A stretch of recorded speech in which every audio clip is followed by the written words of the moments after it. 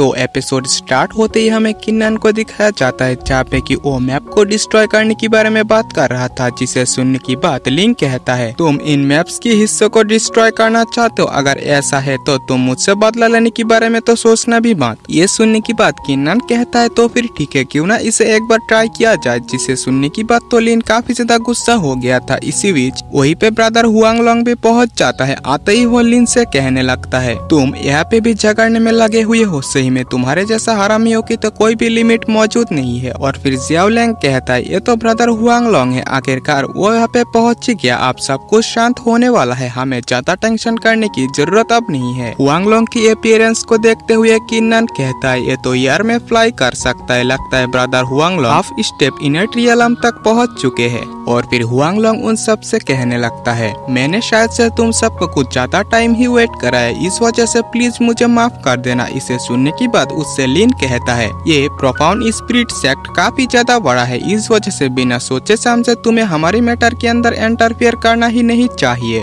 ये सुनने की बाद हुआंगलोंग कहता है 10 मैप के हिस्से काफी ज्यादा रेयर है और इसे एक किए बिना तो पूरी तरीके से मिशन भी अधूरा है, इस वजह से मैं तो देख रहा हूँ कि तुम्हारे अंदर फाइट चल रहा है। मुझे तो नहीं लगता कि तुम सभी इन मैप्स को एक भी कर पाओगे या नहीं, इसी वजह से हमें एक साथ मिलकर इस बड़ी अपॉर्चुनिटी का फायदा उठाना चाहिए। तुम सब एक साथ ये सभी मैप्स मेरे ऊपर छोड़ सकते हो। ये सुनने की बात तो लिन कोई भी रिएक्शन नहीं देता। हुआंगलोंग फिर से कहता है अगर मैप्स को मेरे पास सौंपने की बात कोई भी किन्नन के ऊपर हमला करता है, मैं भी हाथ पे हाथ रख कर नहीं बैठने वाला। ये सुनने की बात किन्नन कहता है कि मुझे ब्रदर हुआंगलोंग के ऊपर पूरी तरीके से यकीन है, इस वजह से मैं उनके साथ जुड़ने के लिए तैयार हूँ। इसी के साथ साथ उन मैप्स को वो दे दिया था। ये देखने की बात लिन को भी कोई रास्ता ना मिलने पर वो भी इन मैप्स को हुआंगलोंग को दे देता है, जहाँ पे ब्रदर हुआंगलोंग उन मैप्स को लेने की बात तुरंत ही उन्हें मर्ज करने की प्रोसेस को भी स्टार्ट कर देता है, जहाँ पे कुछ ही देर में वो सभी मैप्स एक दूसरे के साथ मर्ज हो गया था। इसी के साथ साथ वो मैप तुरंत ही कई सारे एंजियर ड्रैगन टोकन में चेंज हो जाता है, जो कि तुरंत ही एक डायरेक्शन में जाने लगा था। ये देखने की बात तो किन्नन की टीम तुरंत ही उनके पीछे पीछे जाने लगता है। लिन अपनी टीम से कहता है उन सभी को वहाँ पे सबसे पहले पहुँचना ही नहीं देना, हमें पहले वहाँ पे पहुँचना होगा। वे सभी भी उनके पीछे पीछे निकल पड़ता है और फिर वो सभी डिसाइपल एक बैम्बू फॉरेस्ट से होते हुए गुजरता है। और फिर हम किन्नन की टीम को देखते हैं जो कि तुरंत ही एक बैम्बू फॉरेस्ट के सामने आ गया था, जहाँ पे कि उन तीनों के सामने एक रास्ता था और सामने एक गेट भी मौजूद था जो कि काफी अजीब दिखाई दे रहा था। किन्नन भी कहता है ये बैम्बू फॉरेस्ट मुझे काफी ज्यादा अजीब लग रहा है, ये प्लेस जरा से भी नॉर्मल नहीं है। और फिर तुरंत ही पे ब्रदर हुआंगलोंग और लिन की टीम भी पहुंच जाता है। इस बैम्बू फॉरेस्ट को देखने की बाद लिन कहता है ये तो एंशियंट बैम्बू फॉरेस्ट ऑफ केवेस है। और फिर बाकी डिसाइपल भी इसी के बारे में बात करने लगता है। और फिर कुछ ही देर में वहीं पे और एक पर्सन आ जाता है जिसका नाम सीनियर जू कियान होता है। वो उन डिसाइपल से कहने लगता है मेरे जूनियर ब्रदर्स, सही में तुम लोग काफी ज्यादा टैलेंटेड हो कि तुम इसके बारे में सोच पाए कि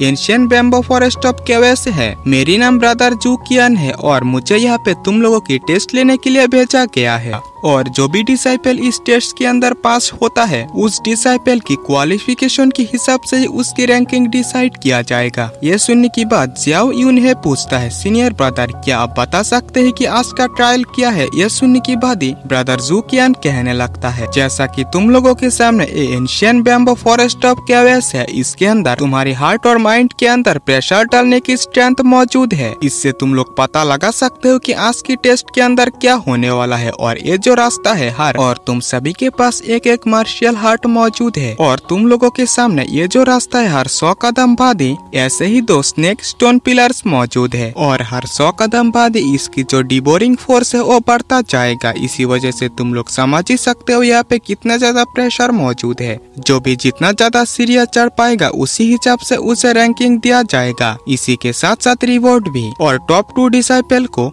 4 एंजियर ड्रैगन टोकन और इसी हिसाब से उन्हें एंजियर ड्रैगन टोकन भी मिलेगा। और सबसे ज्यादा यानी कि इन सीढ़ियों की सबसे एंड पॉइंट तक जो पहुंच पाएगा उसे सभी के सभी एंजियर ड्रैगन टोकन दिया जाएगा। ये सुनने की बात तो वहाँ पे मौजूद हर कोई काफी ज्यादा खुश हो गया था, क्योंकि उन लोगों को लग रहा था कि वो ऐसा कर पाएंगे। और फिर ब्रदर जू कियान फिर से कहता है हालांकि प्रोफाउंड स्पिरिट सेक्ट के अंदर आज तक कोई भी ऐसा डिसाइपल अपीयर नहीं हुआ जो कि इन सीढ़ियों की टॉप पर पहुंच पाए। तो ये सुनने की बात कौन ऐसा डिसाइपल है जो सबसे पहले टेस्ट को देना चाहता है। ये सुनने की बात तो कुछ डिसाइपल को इन गेट्स की स्नेक पिलर्स को देखकर ही डर लगने लगता है। कुछ डिसाइपल तो पहले ही हार मान चुका था। यहाँ पे कोई भी डिसाइपल सबसे पहले टेस्ट देने के लिए अभी भी नहीं आया था। कुछ देर बाद वहीं पे हम एक डिसाइपल को देखते हैं जो कि सबसे पहले टेस्ट देने के लिए आ गया था। वो फुल कॉन्फिडेंस होकर काफी ज्यादा तेजी से उस एंशियंट बैम्बो फॉरेस्ट के रास्ते की ओर जाने लगता है, जहाँ पे कुछ टाइम बाद ही वो तुरंत ही फर्स्ट गेट और सेकेंड गेट को क्रॉस कर लेता है। ये देखने के बाद ही कुछ डिसाइपल बात करने लगता है। ये डिसाइपल काफी ज्यादा टैलेंटेड है क्योंकि इसने 200 सीढ़ी पार कर लिया। उसके बाद ही हम उस डिसाइपल को देखते हैं जो 200 सीढ़ियों की बाद ही कुछ और स्टेप आगे बढ़ने की बात ही तुरंत ही रोक गया था। उसकी बॉडी में कोई भी मूवमेंट नहीं हो रहा था,